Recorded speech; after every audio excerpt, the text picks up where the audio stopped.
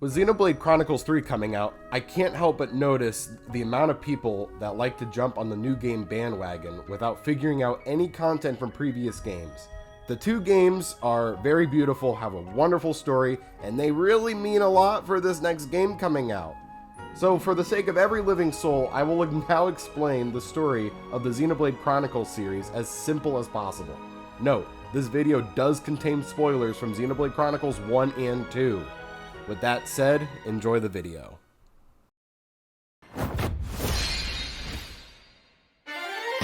Xenoblade Chronicles 1 truly begins when we get introduced to the main blonde protagonist, Shulk, his soon-to-be girlfriend female blonde protagonist, Fiora, and a JoJo reference named Ryan. Fiora's brother, Dunban, fought in a war against the evil robots named Mechon, who reside on a giant kaiju named the Mechonis.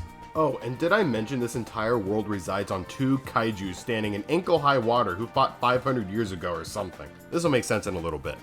So basically, the premise of this story is tied around this red sword protagonist named the Monado. The Monado does not like Dunban, so it gives him a cool tattoo as a parting gift. After a nice walk through the military base and a nice cutscene with Waluigi, Shulk talks with a man with the proper name of Dixon. This will make more sense in a little bit. Shoot forward a random amount of time, and the Mechon is attacking. And when all hope is lost, Dun comes swinging by and he says the coolest line in the entire game. Sorry I kept you waiting.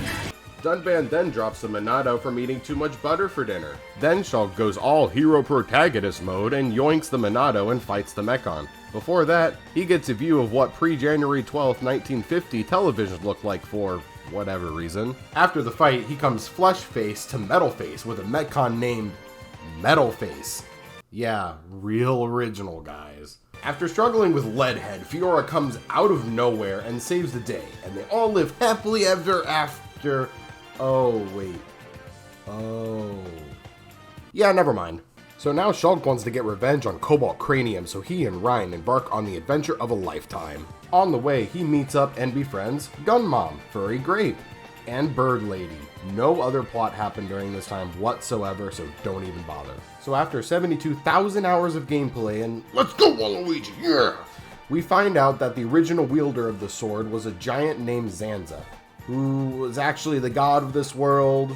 Oh, and Fiora now is possessed by a Mechonis god, and Dixon is one of his disciples. It gets really confusing, okay? So Zanza gets control of both his Monado and another Monado from a god named Mayneth, so now he just decides to poof to wherever he decided to go for the final battle. Along the way, a guy named Alvis, who's an Aegis/computer, explain it later, explains that the origin story of the world was made by a scientist who liked to press big buttons for science and completely yeeted the universe into 2 dimensions. Anyways, this will make sense in Xenoblade Chronicles 2. So let's talk about it. The world of Xenoblade Chronicles 2 is sort of like the previous game, except there are multiple kaijus that people live on, and in the endless ocean is replaced by an endless cloud sea that you can swim in. So this story begins with the introduction of many important characters within the first 20 minutes of gameplay. We got Rex, a 15-year-old salvager who is shocked by a measly 100,000 gold. 100,000? Yes, Rex, 100,000 gold. Also, he's amazing at screaming.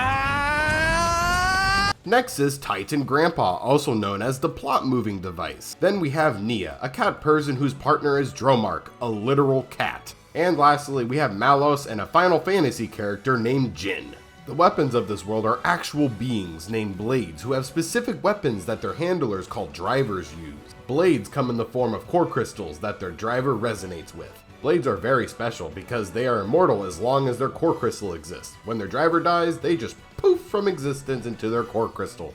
Enough context? Great, let's move forward. So Rex gets hired by a group named Torna to retrieve a special item at the bottom of the Cloud Sea.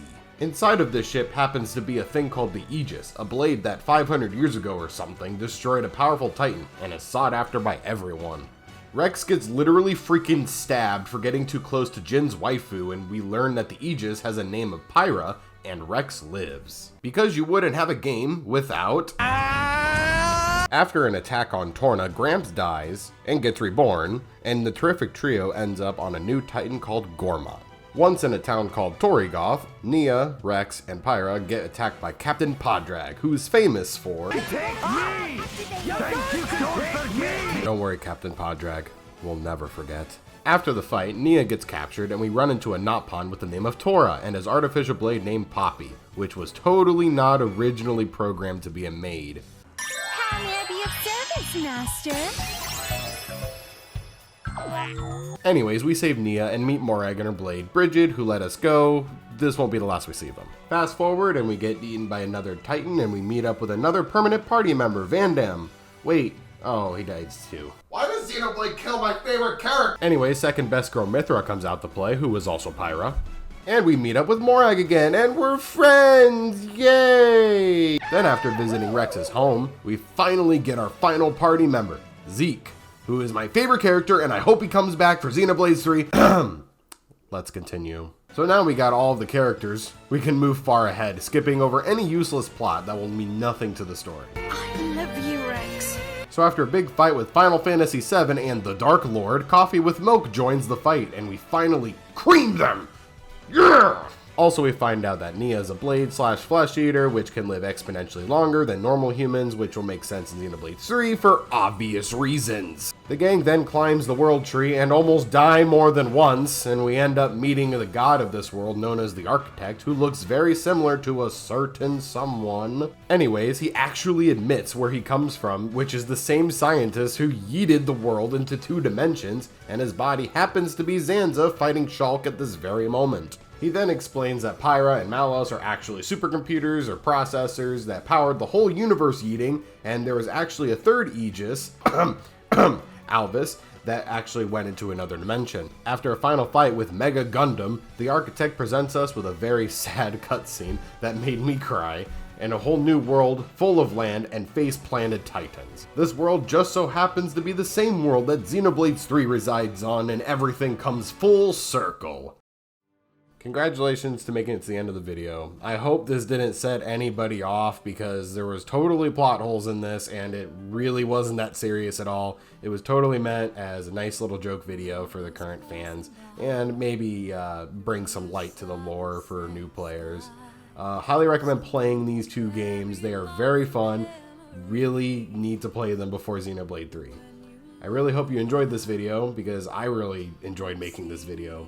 I'm also going to be streaming Xenoblade Chronicles 3 on Twitch at twitch.tv/TheMarioTeam at launch at 6:30 p.m. Eastern Standard Time.